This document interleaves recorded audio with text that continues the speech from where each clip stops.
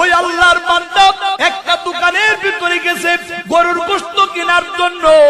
গরুর গোশতের কত দাম? এবার কসাইরা বলে গরুর গোশত 1 কেজির দাম 700 টাকা।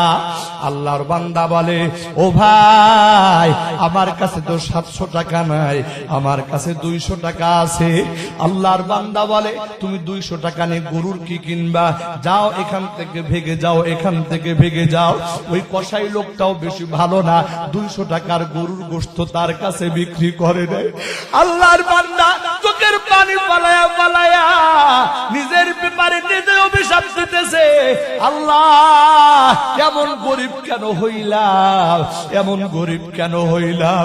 একটু গরুর গোশত খাইতে মনে চায়, সন্তান একটু খাইতে চেয়েছে, ঘরে আমার মেয়েটা একটু গরুর গোশত খাইতে চেয়েছে, আল্লাহ ওই গরুর গোশত কিনার তৌফিক আমার নাই।